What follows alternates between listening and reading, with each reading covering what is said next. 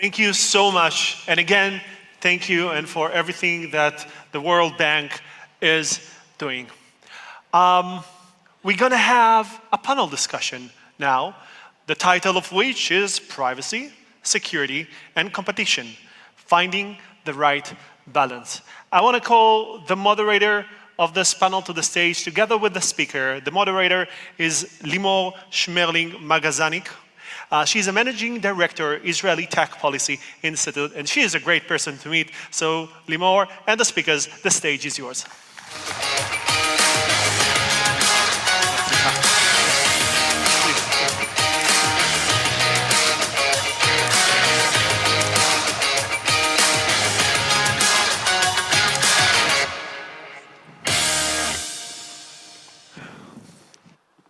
Hello, everyone, and thank you for joining me and us. So our panel today, this afternoon, is going to be focusing on some things that probably in this crowd need no introduction. Security is probably quite easy to understand and grasp for most of you. Privacy, data protection, something that you've heard about. What does competition have to do with what we're gathered here to discuss in this cybersecurity conference? And competition, or antitrust, as it is also called law, is focusing on protecting interests of consumers, ensuring entrepreneurs have an opportunity to compete. What does that have to do with data? What does that have to do with privacy and security? So we have three leading figures in this space to help us shed some light on these questions. And the first one will be Karolina Mojzesowicz, whose work focuses on data regulation and related data legislation in the European Union.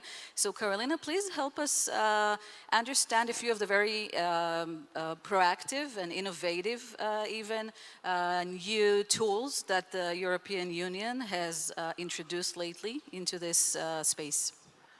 Thank you very much, Limor. Hello, everybody. Well, I suppose you refer to the Data Market Act, which was just adopted yesterday. Well, the Data Market Act actually does not directly have something to do with privacy. It is much more about addressing some economic concerns which we had in the European Union concerning the leveraging of economic power by big companies of whom the market power stems from the data. And what we wanted to ensure is that the innovation and startup companies would be able to access the markets without being forced to go through the bottleneck of some huge companies, gatekeepers as we call them, in order to access consumers. So, and these gatekeepers are also called very large entities. Who would those be? Which companies are you looking at when you're thinking about very large entities? Well, in another piece of legislation, we are legislating a lot now, so a Digital Services Act, we tackle very large online platforms. But indeed, they refer in the definition to the gatekeepers as defined and in the Data Market Act. To be very brief and clear about who they are, very big economic operators with who have a significant impact on the market and are active in several member states. One criterion, very big intermediaries which link a very big group of consumers with very big group of businesses. So this intermediaries, trading platforms via which businesses reach out to the consumers. And we have there a threshold, a benchmark of 45 million users being affected or onboarded on the platform. So it's actually regulation for really those who took advantage can still take advantage of access to very big amount of data. And the legislation aims at making access to the markets a little bit more contestable, For them. more fair. Fair for them. Okay, thank you very much. So turning to Commissioner Noah Phillips from the U.S. Federal Trade Commission. You've been public with your opinions on these issues and perhaps wish to share with us your perspective on this. Absolutely, and thank you, Limor, and thanks to all of you for having me here. For situational awareness, for those of you who aren't students of US law, the FTC, on which I sit, has a dual mandate. We enforce antitrust law, competition law, and also consumer protection law, which at least in the US includes both data security and privacy. My view is that the synchrony, the connection between privacy and competition has been really overhyped. I think people make a lot of the notion that if we had more competition, we'd have better privacy. And I don't think that position holds up to a lot of scrutiny. Fundamentally, when it comes to consumer data privacy, what we're looking to do is limit access of third parties to people's data. I don't want you to know about me, or maybe if I allow you to know about me, I don't want her to find out from you. But the thing is, what we know is that data is really important for competition. Right? So we see complaints about what Google is doing with third-party cookies, or what Apple is doing with app tracking transparency. These are complaints about a lack of access to data.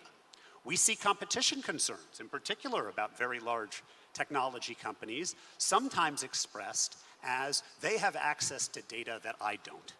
And what all of that means is that data are valuable for competition. Fundamentally, competition law protects the operation of markets. Right? We want the free market to work. But privacy is protecting a different kind of interest. And if we really believed that markets left to themselves would generate the kind of privacy that we all want to see, then we wouldn't have a focus on privacy regulation. The whole point of privacy regulation is because we believe there's a market failure, right? The market is not producing the goods that we want, and so we need the force of law. What I think is critical for people like me, for regulators, for legislators, for law enforcers, is to understand that there are trade-offs here. And when we think about regulation, or we think about law enforcement, or we think about legislation, recognizing that the trade-offs are real is the place we need to start to try to decide where to go. Thank you for that. And we have Jane Horvath with us, the Chief Privacy Officer of Apple, who's potentially a very large entity. And we would love to hear from you how you see this playing out. Sure, and thank you for inviting me to present today. I have to agree with Commissioner Phillips that there are trade-offs between competition and privacy, and Apple has focused deeply, and it's deeply in our DNA since the beginning, on protecting privacy. Every product that we build is built with 4 principles in mind: data minimization, on-device processing, meaning drive as much sensitive data processing onto the device where it's in the control of the consumer, not actually in Apple's control; transparency and choice, giving meaningful choices, letting people know how their data is processed; and security. And the one thing that we know, and studies have shown, that Apple is able to do more for privacy and security because any third party that wants to get onto the platform has to go through the app review process. Developers have to register in their own name. They have to submit their app for review. They have to agree to the App Store guidelines, which contain privacy protective features. For instance, we have a health app on the iPhone. And if you're an app and you want to call the API for health data, we recognize that you can do a lot of innovative things with that health data, but we also wanted to protect against harmful secondary uses. So the App Store guidelines prohibit you from using health data if you're calling the API for other than health or fitness purposes. That is part of the App Store guidelines. So if we go to a world in which there's no app review, there's no App Store guidelines, and apps are sideloaded or they're third-party app stores, many of these privacy protections will likely go out the window. And from a security standpoint, we've also seen that there's significantly less malware on the iOS platform than on competing platforms that allow sideloading. Thank you very much. So it seems like we have a double-edged sword here, or maybe Karolina, you can help us see how we can go through when we want to have the best of all worlds. We want to see competition, induce innovation, allow entrepreneurs and startups to enter the market, because we believe that in the long run it will give consumers good service, better products, and overall growth for everyone. But at the same time, and of course the European Union has been a leader in supporting consumer data protection and privacy. So how do we make this work together? Well, I think if you allow me, Limor, I would like to distinguish between two different aspects, and coming back to what Noah said. One aspect is about this leveraging of market power. What happens and what is then targeted by us in the Digital Market Act concerning the data from the competition perspective? What we want to ensure is that, for example, the businesses using the platform can get access to the data subjects, to the individual consumers with whom they are trading. Yeah, so this is one aspect. This is this aspect of pure competition from the point of view of not foreclosing the market, not allowing the platforms to decide the terms of the competition in certain markets. This is also about precluding big operators, gatekeepers, from prohibiting businesses trading via them of engaging with consumers whom they found via the platform aside of the platform. So this is not opening up the privacy.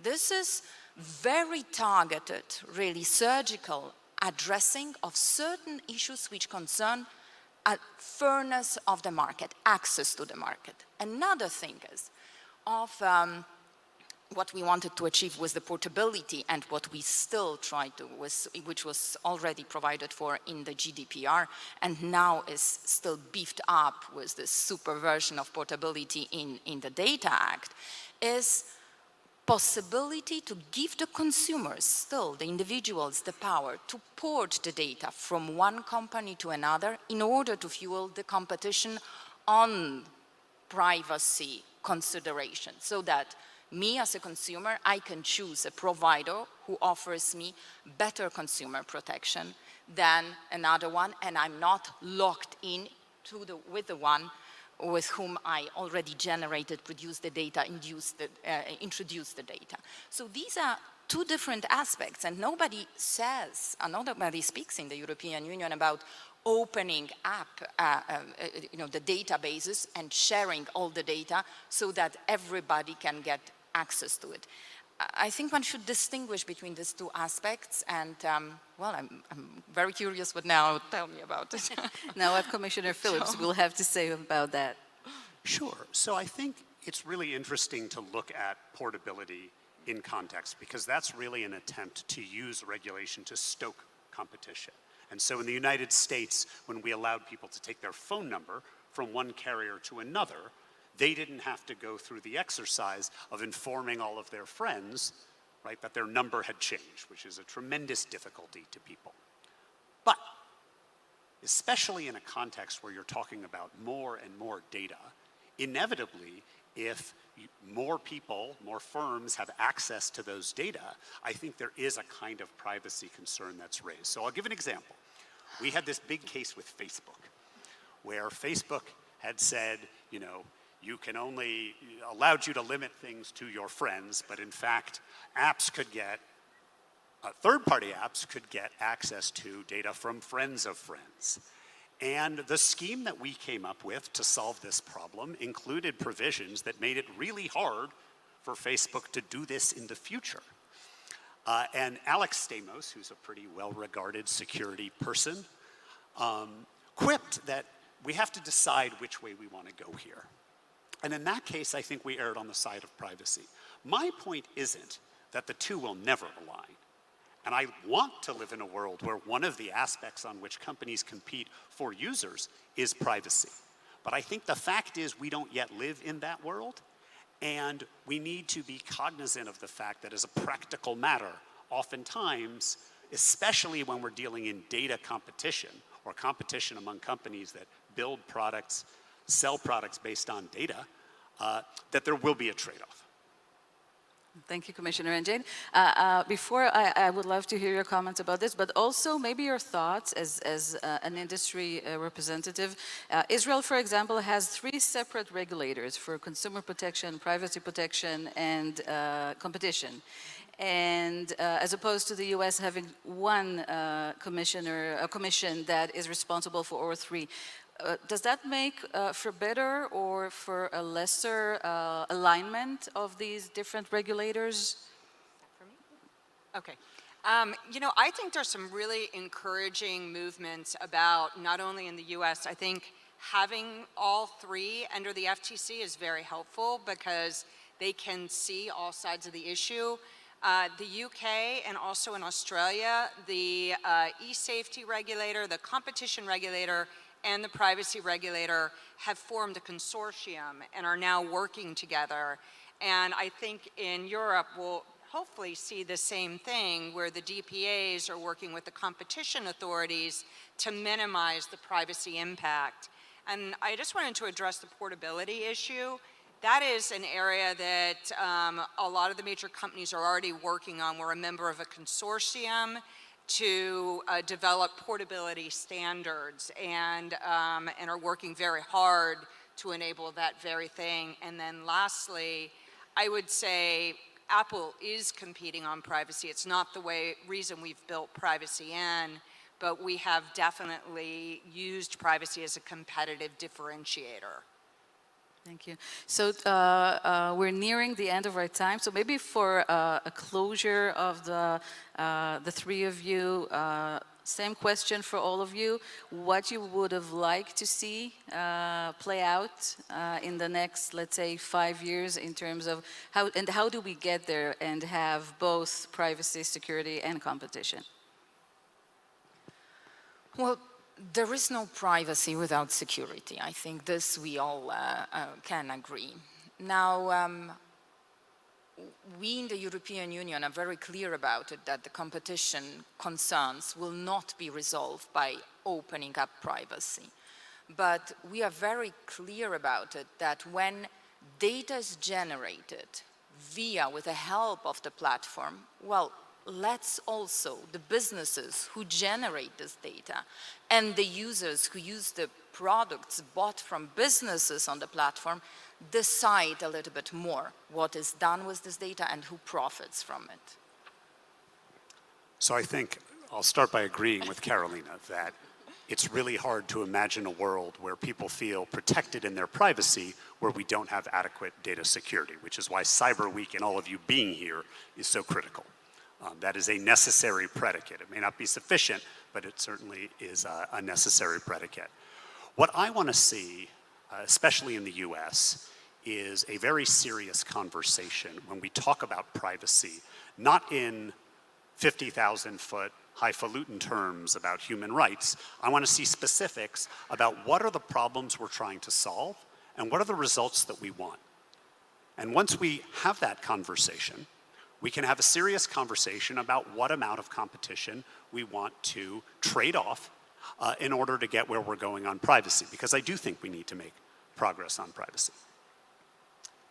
And I would like to make sure that the consumer and those of you in the audience are the center of the conversation, and that the consumer does not have to give up something from one of these other. We're seeing tensions across the board, not only with competition, but There are other, surveillance issues that are also tensions on privacy. And I would like to see the consumer as the center of every single discussion to make sure the consumer doesn't have to give up something, in particular security, in the interest of one of these other values or laws.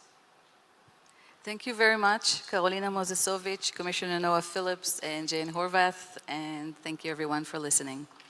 Thank you very much for having me.